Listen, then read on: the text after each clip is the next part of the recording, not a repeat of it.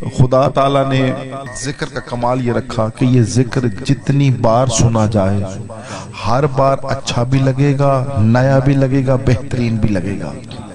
اب یہ جملہ کہ رسول بہت سخی تھے، یہ جملہ جتنی بار سنا جائے اتنا اچھا لگے گا۔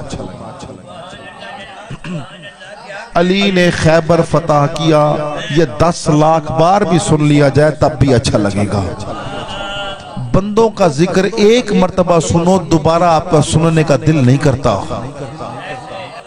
آپ کے خاندان کا کوئی بابا، کوئی بزرگ، کوئی دادا آ کر بیٹھے جی میں بڑی بہادری لکھے نہ ہونا، ہم وہ بہادری کے اپنے قصے اپنے پوتوں کو بھی سنائے تو تیسری چوتھی بار پوتے بھی کہیں گے دادا جی اب بس کر دیں، ہن تھک گئے ہیں۔ یعنی انسان جو بشر سے تعلق رکھتے ہیں، جو بشری لوگ ہیں، ان کی باتیں زیادہ سننے کا دل نہیں کرتا۔ جو نوری مخلوق ہے اگر وہ معراج پر بھی گئے تو قیامت تک معراج کا ذکر ہوتا رہے گا۔ اور کیونکہ محمد نے خطیر پر علی کا بازو بلند کیا، اب بلند ایک بار کیا تھا، جتنی بار سنا جائے اتنی بار اچھا لگے گا۔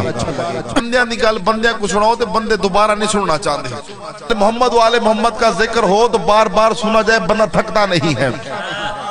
رسول کا ذکر سنے، علی کا ذکر سنے، حسن کا سنے، حسین کا سنے، بطول کا ذکر سنے، تھکے گا نہیں۔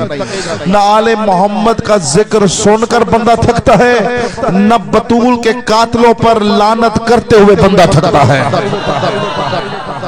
وجہ سوچو، وجہ کیا ہے کہ بندیاں دا ذکر بندے سننا نہیں چاہتے، آل محمد کا ذکر بار بار سنا جاتا ہے۔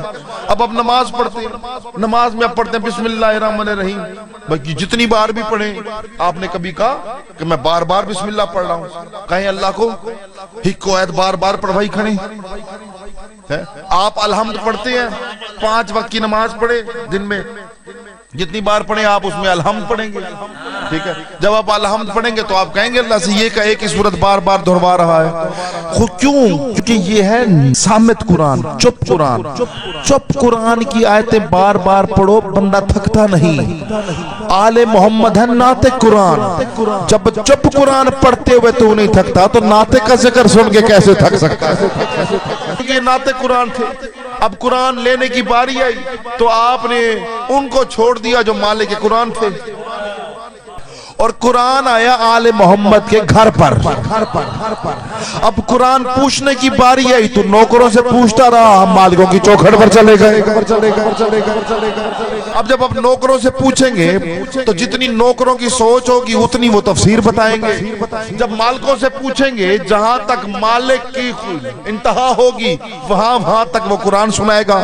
بھائی میں تھک کر جملہ نہ سنیے گا، نوکروں سے قرآن پوچھیں گے، ان میں سے تو کئی نوکر ایسے ہیں جنہیں ساری زندگی سورہ بقرہ بھی یاد نہیں ہوتی تھی،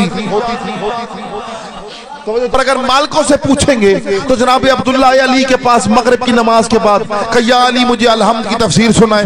علی نے الحمد کی تفسیر سنانا شروع کی، بزرگوں علی الحمد کی تفسیر سناتے گئے، رات گزر گئی، آدھی رات گزر گئی، تہجد کا وقت ہو گیا، صبح کا وقت ہو گیا۔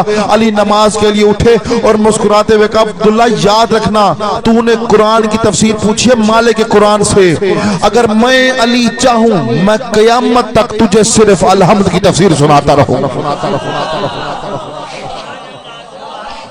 اب مسئلہ یہ ہے کہ قرآن کس سے لے رہے ہیں آپ،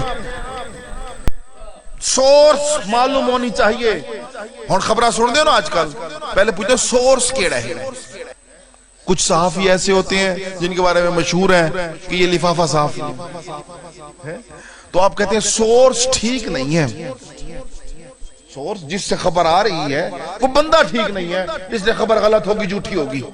اب تم بھی سوچو، ہم بھی سوچیں، تمہارا سورس کیا ہے، ہمارا سورس کیا ہے۔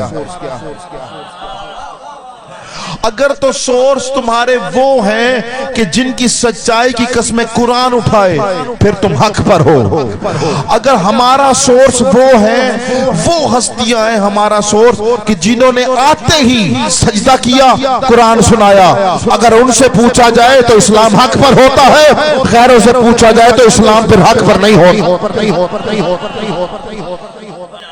سورس آپ نے کس سے قرآن لینا ہے؟